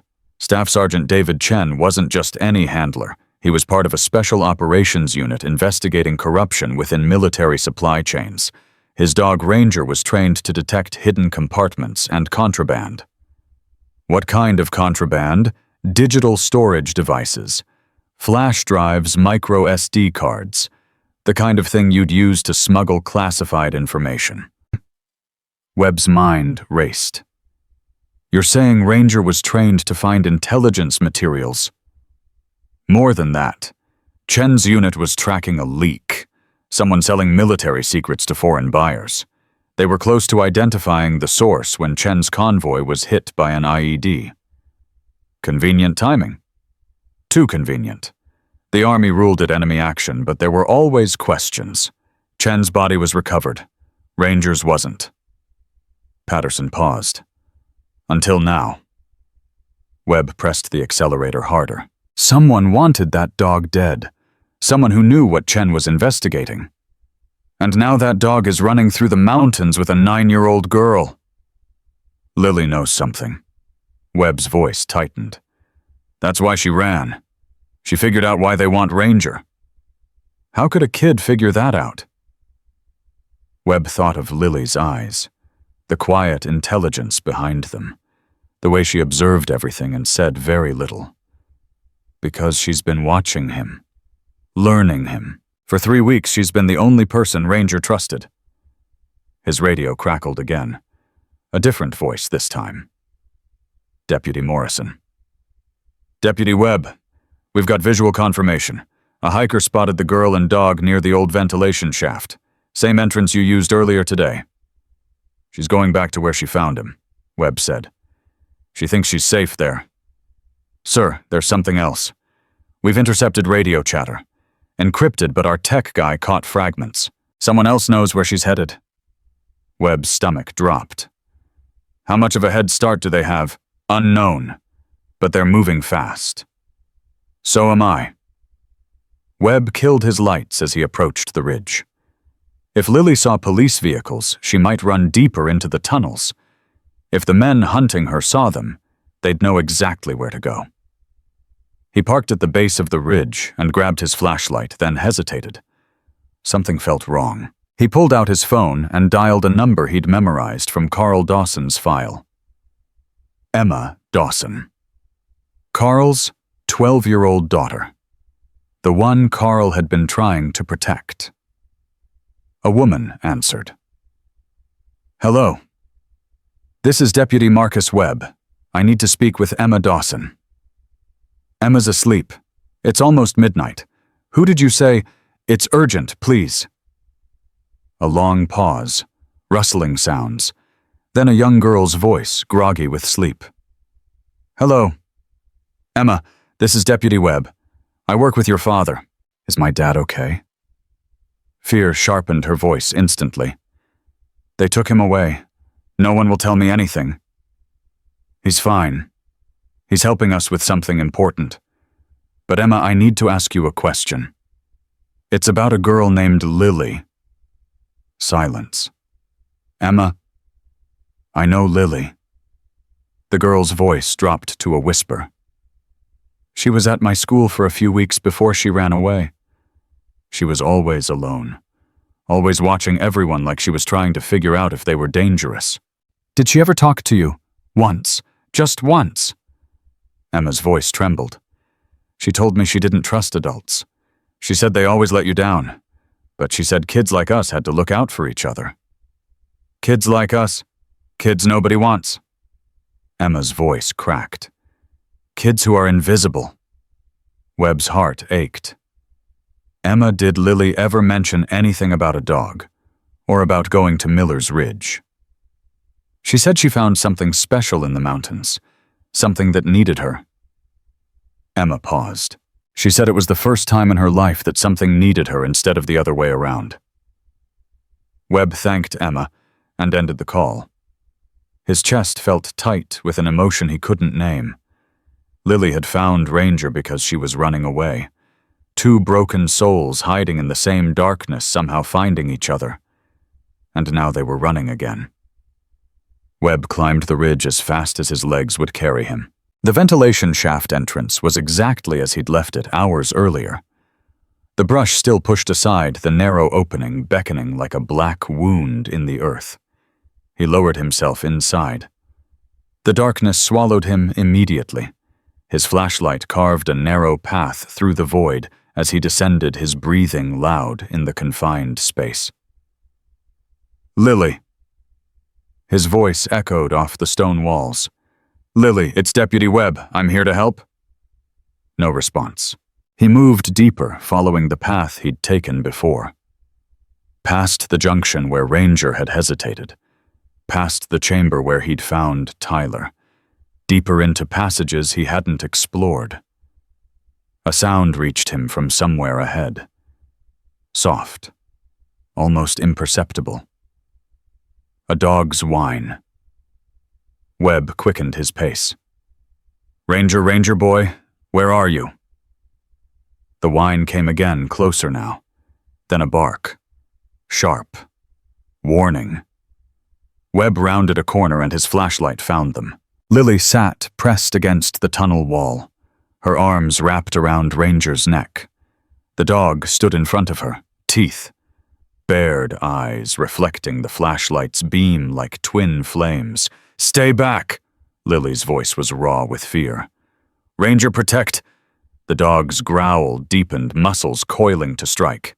Lily, it's me, Deputy Webb, Tyler's dad. Webb lowered himself slowly to one knee, making himself smaller, less threatening. I'm not going to hurt you. That's what they all say. Tears streamed down Lily's face. That's what everyone says before they let you down. I know. Webb's voice softened. I know people have hurt you. I know you've been alone for so long you forgot what it feels like to trust anyone. Ranger's growl faltered slightly. But you trusted Ranger, didn't you? You found him when he was dying and you saved him.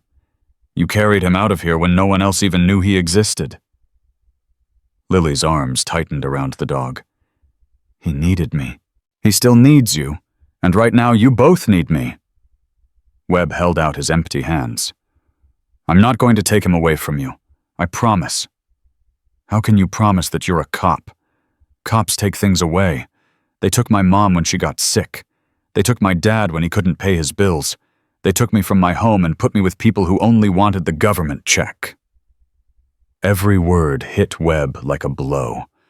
This child had been failed by every system designed to protect her. You're right. His voice came out rough. We've let you down, all of us. But I'm asking you to give me one chance.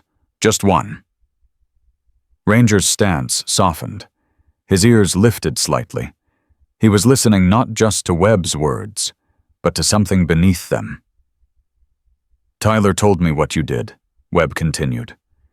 He told me you believed in Ranger when no one else would. You walked into that diner and told a broken stranger that your dog could find his son. Because I knew he could. You were right. Webb's voice broke. Lily, you saved my boy. You and Ranger. You gave me back my son. Please, let me help you now. Lily stared at him for a long moment. Her dark eyes searched his face, looking for the lie, the betrayal, the inevitable disappointment. She didn't find it. "They want Ranger," she whispered. "The men who came to my foster house. They don't care about me. They want him." "I know. Do you know why?" Lily nodded slowly. She reached down and touched the thick collar around Ranger's neck. "He was wearing this when I found him. I cleaned it, dried it, but I never took it off because he got upset whenever I tried." Webb looked closer at the collar. It was worn, scarred, unremarkable at first glance, but beneath the leather, barely visible, was a slight bulge. "There's something inside," Lily nodded. "I found it by accident. A few days ago, the collar got caught on a branch and part of the stitching tore. There's a compartment, a small pouch sewn into the leather." Webb's heart pounded. "What's in it?" Lily reached into her jacket pocket and pulled out a tiny object. A micro SD card, no bigger than a fingernail. "I don't know what it is, but I know it's important." Her voice dropped. "Because the night I found it, Ranger woke up from a nightmare. He was crying like he did when I first found him, like he was remembering something terrible." Webb stared at the card. This was it. This was what Staff Sergeant David Chen had died to protect. This was what had gotten Ranger nearly killed. This was what a trafficking ring was willing to murder children to obtain. "Lily, I need you to trust me with this." "Why?" Her grip tightened on the card. "What if you're one of them? What if you take it and make it all disappear?" "Because if I was one of them, Ranger would know." Webb looked at the dog. "Wouldn't you, boy?" Ranger's golden eyes met Webb's. For a long moment, nothing moved. Then slowly the dog stepped aside, creating a path between Webb and Lily. A gesture of trust. Lily's eyes widened. "He's never done that before. Not with anyone except me." "He knows why I'm here." Webb held out his hand. "And so do you." Lily looked at Ranger. The dog met her gaze, and something passed between them. A communication that transcended words. She placed the card in Webb's palm. "Sergeant Chen died because of this," she said quietly. "I looked him up on my foster mom's computer. He was Ranger's handler. He was investigating something in Afghanistan when his convoy was attacked." "How did you figure that out?" "The patch on Ranger's vest. I searched for it. Found articles about Chen's unit. Found his obituary." Her voice cracked. "He had a family. A wife and a baby boy. They never found out what really happened to him." Webb closed his fingers around the card. "They might now." The sound echoed from somewhere deeper in the tunnel. Footsteps. Multiple sets. Moving fast. Ranger's head snapped toward the noise, his body going rigid. "They found us," Lily breathed. Webb shoved the card into his pocket and drew his weapon. "Stay behind Ranger. Don't move until I tell you." "Deputy Webb, I promised I'd protect you. Now let me keep that promise." The footsteps grew louder. Flashlight beams appeared in the distance, sweeping back and forth across the tunnel walls. Webb positioned himself in front of Lily, and Ranger, weapon raised, heart hammering. 3 figures emerged from the darkness. 2 men in tactical gear, weapons drawn, and behind them a 3rd figure Webb didn't recognize at first. Then the man stepped into the light. Victor Reese. The recruiter they'd captured earlier. The one who was supposed to be in custody at the station. "Deputy Webb." Reese smiled coldly. "I was hoping we wouldn't have to do this the hard way." "How did you escape?" "Let's just say we have friends in your department. Friends who understand the value of cooperation." Webb's blood ran cold. A mole. There was a mole in the sheriff's department. "Hand over the card, deputy. And the girl. Then you can walk out of here alive." "Not happening." Reese sighed. "I was afraid you'd say that." He raised his hand, and the two men behind him lifted their weapons. Ranger exploded into motion. The dog launched himself at the nearest gunman with a force that sent the man crashing backward. Teeth found flesh. A scream echoed through the tunnel. Webb fired twice. One shot missed. The second caught the other gunman in the shoulder, spinning him around. Reese dove for cover, shouting orders. "Lily, run!" Webb grabbed the girl's arm and pulled her toward a side passage. "Go, I'll hold them off." "I'm not leaving Ranger." Ranger had the first gunman pinned, but the second was recovering, raising his weapon despite the blood pouring from his shoulder. Webb fired again. The man dropped. Reese emerged from cover, his own weapon aimed directly at Webb's chest. "Very impressive, Deputy, but this ends now." A sound came from behind Reese. Heavy breathing. Footsteps. Then a voice Webb recognized. "Drop your weapon, Reese." Sheriff Patterson stepped into the light, followed by 6 officers in full tactical gear. Reese's face went pale. "How? Your friends in my department?" Patterson's voice was ice. "They're currently being detained by the FBI, along with everyone else on your payroll." Reese's weapon lowered slightly. His eyes darted toward the tunnel exit, calculating escape routes. Ranger released the gunman he'd been pinning and positioned himself in Reese's path, teeth-bared eyes burning with fury. There was nowhere to run. "It's over," Patterson said. "Put the weapon down." Reese's hand trembled. For one terrible moment, Webb thought he would fire anyway. Then the gun clattered to the ground. Officers swarmed forward, cuffing Reese and the wounded gunman. Patterson crossed to Webb's side, his weathered face tight with concern. "You okay?" Webb nodded, unable to speak. His legs felt like water. The adrenaline was fading, leaving only exhaustion and overwhelming relief. Lily emerged from behind him, her hand finding Ranger's collar. The dog pressed against her side, his body still trembling with the aftermath of violence. "The card," Webb said, pulling it from his pocket. "Lily found it hidden in Ranger's collar. It's what Chen died for. It's what all of this was about." Patterson took the card carefully. "The FBI will want this. Make sure they get it, and make sure Chen's family knows the truth about what happened to him." "I will." Webb crouched beside Lily, putting himself at her eye level. "You did good, kid. You did really good." Lily's eyes glistened with tears she refused to let fall. "What happens now?" "Now we get you somewhere safe." "There's no safe place for kids like me." Her voice was flat with resignation. "There never has been." Webb felt something shift in his chest. Something that had been forming since the moment he'd first seen this fierce, broken little girl standing in Thompson's hardware store with nothing but a dog and impossible hope. "There is now," he said quietly. Lily looked at him, confusion mixing with the first fragile stirrings of hope. "I don't understand." "You saved my son. You protected Ranger. You helped bring down a trafficking ring and solved a mystery the Army couldn't crack." Webb's voice strengthened with each word. "You're not invisible, Lily. You never were.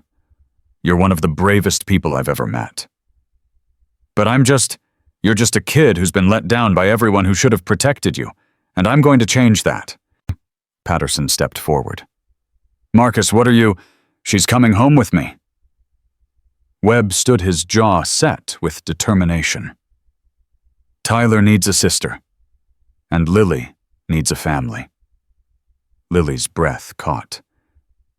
"You don't mean that." "I've never meant anything more in my life."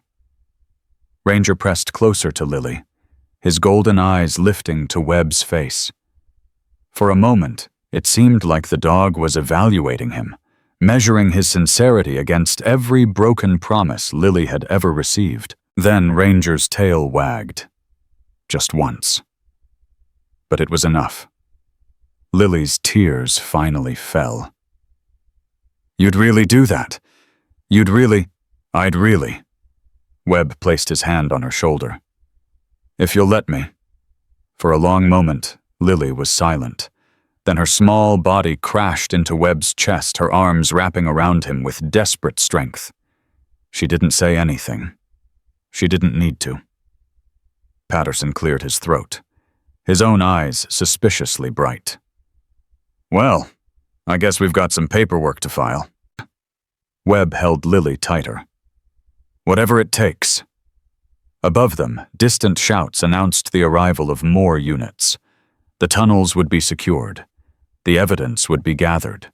The investigation would continue for months, maybe years. But here in this moment, surrounded by darkness and stone and the echoes of everything they'd survived, a family was being born. Webb felt Ranger press against his leg, the dog's warmth a steady presence in the cold. "Come on," he said softly. "Let's go home." They walked together toward the tunnel entrance, toward the first light of dawn, beginning to filter through the ventilation shaft. Behind them, the darkness retreated. Ahead, a new life waited. 3 weeks passed, like a slow exhale after holding breath for too long. The investigation spread far beyond Maple Creek, pulling in FBI agents, military intelligence officers, and prosecutors from 3 different states. The micro SD card Lily had discovered contained encrypted files that took government analysts 8 days to crack. What they found shook the foundations of 2 Army generals' careers and led to 17 arrests across 4 countries. Staff Sergeant David Chen had uncovered a network selling military secrets to the highest bidder. The men who killed him thought they'd buried the evidence along with his body. They never imagined his dog would survive carrying the truth sewn into his collar for 11 months, waiting for someone brave enough to find it. Webb sat at his kitchen table, watching the morning news cycle through updates he'd already lived. Lily sat across from him, her cereal growing soggy as she stared at the television. "They're talking about Ranger again," she said quietly. On screen, a reporter stood outside the Pentagon describing the ceremony scheduled for that afternoon. The Department of Defense was awarding Ranger the equivalent of a Medal of Honor for military working dogs, the first such award given posthumously to a handler's family and surviving canine partner. "How do you feel about that?" Webb asked. Lily stirred her cereal slowly. "Scared." "Of what? Everyone's going to know about him now. About what he did. About what he carries inside him." Her voice dropped. "What if they try to take him away? What if the Army says he belongs to them?" Webb reached across the table and covered her small hand with his own. "I spoke to the Secretary of Defense yesterday. Ranger was officially discharged from service 3 days ago, medically retired with full honors." Lily's head snapped up. "What does that mean?" "It means he's not a military dog anymore. He's just a dog." Webb squeezed her hand. "Your dog."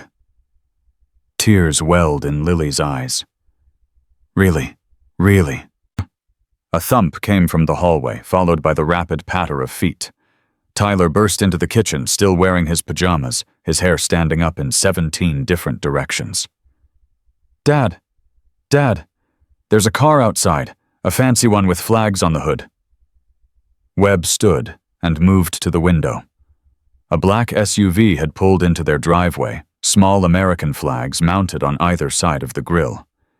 2 men in military dress uniforms stepped out. "They're here," Webb said. Lily's face went pale. "Who's here?" Before Webb could answer, Ranger padded into the kitchen. The Belgian Malinois had filled out over the past 3 weeks, his coat glossy, his limp almost completely gone. But his eyes still carried shadows that no amount of love could fully erase. He moved immediately to Lily's side and pressed against her leg. Webb walked to the front door and opened it before the officers could knock. "Deputy Webb," and the older officer, a colonel with silver hair and 3 rows of ribbons on his chest, extended his hand. "I'm Colonel James Mitchell. This is Lieutenant Anna Chen." Webb froze at the name. He looked at the young woman beside the colonel. She had dark hair, sharp features, and eyes that looked hauntingly familiar. Chen. Lily had appeared behind Webb Ranger, pressed tight against her side. The lieutenant smiled softly. David was my brother. Lily's breath caught. Your Ranger's handler's sister, yes. Lieutenant Chen crouched slowly, bringing herself to eye level with Lily. I've waited 11 months to find out what happened to my brother. Because of you, his family finally has answers. Tears spilled down Lily's cheeks. I didn't do anything. Ranger found me. And you listened to him when no one else would. Lieutenant Chen's voice was thick with emotion. You carried him out of that mine shaft. You kept him safe. You trusted him enough to believe he could save a stranger's son. He's special, Lily whispered. He always was. Lieutenant Chen reached out slowly, giving Ranger time to assess her. The dog sniffed her hand, then pressed his nose against her palm with a soft whine. Hey, buddy, it's been a long time. Ranger's tail wagged slowly, recognizing her, remembering. He missed you, Lily said. Sometimes at night he cries in his sleep. I think he dreams about your brother. Lieutenant Chen's composure cracked. Tears slid down her cheeks as she stroked Ranger's scarred head. David loved this dog more than anything except his wife and son. When we got the news that they were both killed in the attack, my sister-in-law, her voice broke. She never recovered. She blamed herself for letting David take Ranger on that final mission. It wasn't her fault, Webb said quietly. No, it wasn't. The people responsible are facing justice now, thanks to what you found. Lieutenant Chen stood and wiped her eyes. That's actually why we're here. Colonel Mitchell stepped forward.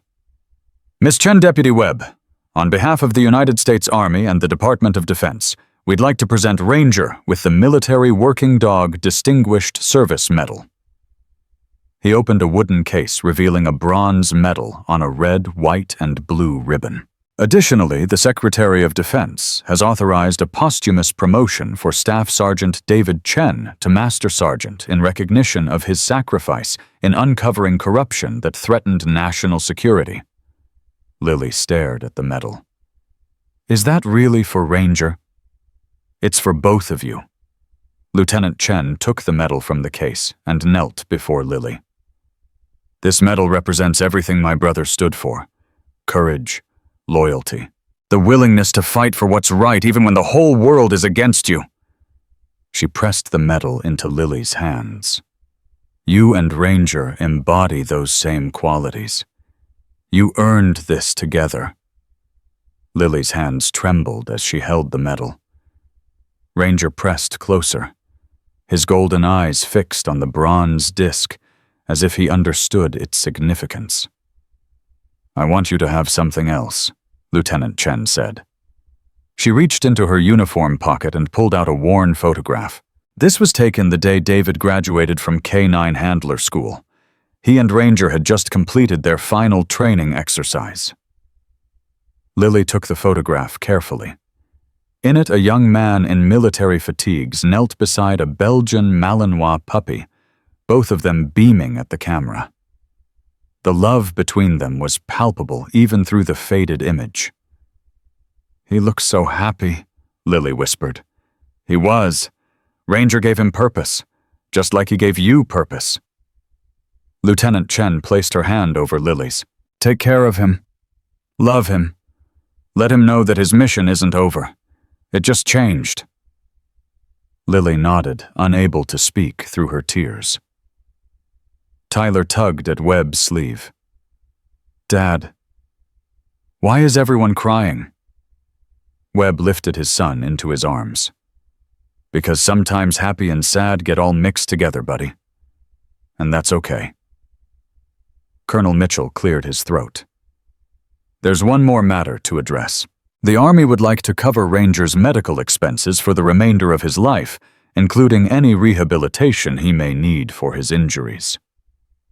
That's very generous, Webb said. But we can handle Deputy Webb. Mitchell's expression softened. This dog saved countless lives by carrying that evidence to safety. He survived an assassination attempt, 11 months in the wilderness, and still had enough fight left to help rescue your son and bring down a criminal organization. The least we can do is make sure he never wants for anything again. Webb looked at Lily. The girl was still clutching the medal and photograph, her face wet with tears, but shining with something that looked almost like peace. What do you think, Lily? Should we accept? Lily looked down at Ranger. The dog met her gaze with those golden eyes that had seen so much pain, so much loss, and somehow still held so much love. Ranger deserves it, she said softly. He deserves everything good. Webb nodded at Mitchell. Then we accept, with gratitude. The colonel smiled. There will be a formal ceremony at the Pentagon next month. The secretary himself wants to present the medal on camera, but we wanted to do this here first, privately, for Ranger and for the family who gave him a second chance at life. After the officers left, the house fell quiet. Tyler had gone to play in the backyard. Webb sat on the porch steps watching his son chase butterflies, while Lily sat beside him with Ranger's head in her lap. Deputy Webb. You can call me Marcus Lily, or Dad when you're ready. She was silent for a moment. Marcus, what happens now? What do you mean? The investigation is over. The bad guys are caught. Ranger got his medal. She stroked the dog's ear. Everything's supposed to go back to normal, right? But I don't know what normal is. I've never had it before. Webb watched Tyler laugh as a butterfly landed on his nose. Normal is different for every family.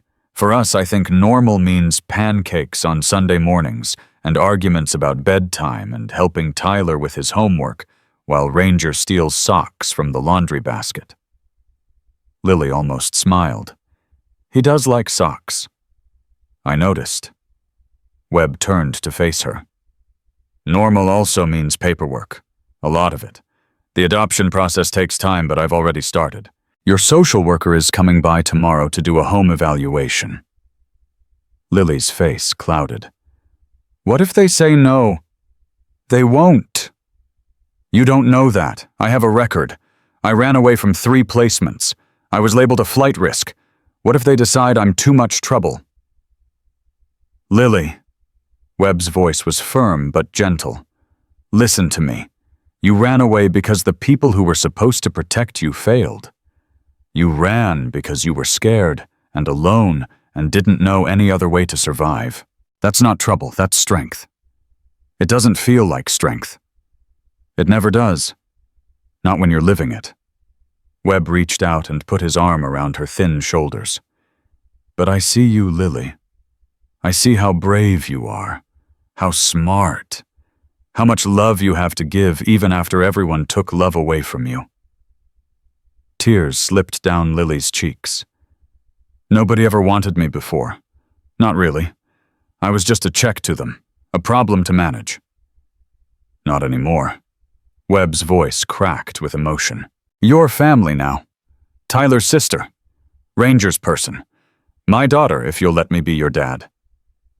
Lily leaned into his shoulder, her small body shaking with sobs she'd held inside for years. I don't know how to be a daughter. I don't know how to be part of a family. What if I mess it up? Then we figure it out together. That's what families do. Webb held her tighter. We make mistakes. We forgive each other. We keep trying until we get it right. Ranger lifted his head and licked Lily's face, making her laugh through her tears. I think Ranger agrees, Webb said. He always knows what I'm feeling. Lily wiped her eyes. Even before I know it myself. Tyler came running up the porch steps, his face flushed with excitement.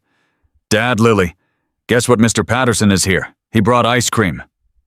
Webb looked up to see the sheriff's truck pulling into the driveway.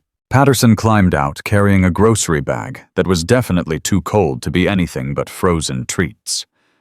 "Heard there might be some celebrating going on," Patterson called out. "Figured I'd contribute." Tyler bounced up and down. "Can we have some now, please, before lunch?"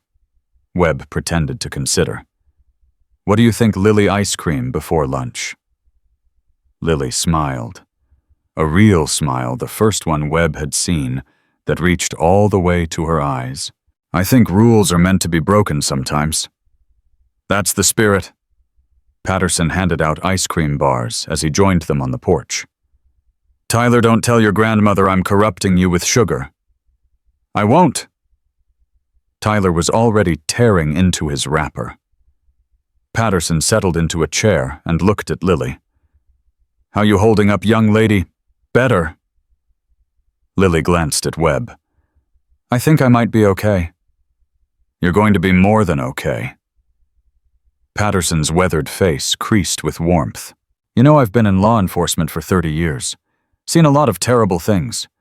But every once in a while I see something that reminds me why I put on this badge every morning." "What's that?" "People choosing to be good when it would be easier to be selfish. Kids being braver than adults have any right to expect. Dogs who refuse to give up on the people they love." Patterson raised his ice cream bar in a mock toast. "You and Ranger are the best thing to happen to this town in a long time, Lily Chen." Lily's cheeks flushed. "I didn't do anything special." "That's where you're wrong." Patterson leaned forward. "Courage isn't about not being scared. It's about being terrified and doing the right thing anyway. You walked into that hardware store with nothing but faith in a dog nobody else believed in. That's the definition of special." Webb nodded. "He's right. You changed everything, Lily. For Tyler, for me, for the Chen family. For all those kids who won't be trafficked because you helped us find the evidence we needed. And for Ranger," Tyler added, chocolate smeared around his mouth. "You saved him when nobody else would." Lily looked down at the dog pressed against her side. Ranger's golden eyes gazed up at her with unconditional devotion. "He saved me first," she whispered. "I was dying inside before I found him. Running away wasn't just about the foster home. I was giving up. On everything. On myself." Webb's heart clenched. "Then I heard him crying in that mine shaft. This huge, powerful dog crying like a lost child. And I realized—" Her voice caught. "I realized I wasn't the only one who was alone. I wasn't the only one who needed someone to believe in them." She buried her face in Ranger's fur. The dog let out a soft whine and nuzzled closer. "We saved each other," she said, her voice muffled. "I don't know how else to explain it. We were both broken, and somehow together we became whole." Patterson wiped his eyes. "Well, that's going in my report as the most touching thing I've heard in 3 decades. Webb laughed, the sound surprising him with its lightness. When was the last time he'd laughed like that? Before Rachel got sick. Before grief became his constant companion. But looking at his son, at Lily, at the dog, who had brought them all together, Webb felt something he'd almost forgotten existed. Hope. Not the desperate hope of a father searching for his missing child. Not the fragile hope of a man trying to hold his life together. Real hope. The kind that settles into your bones and tells you tomorrow will be better than today. "Dad," Tyler had finished his ice cream and was looking up with sticky fingers. "Can Lily stay forever? I really like having a sister." Webb glanced at Lily. The girl's eyes were wide, waiting for his answer with barely concealed fear. "That's the plan, buddy," Tyler whooped and threw his arms around Lily, nearly knocking her off the porch step.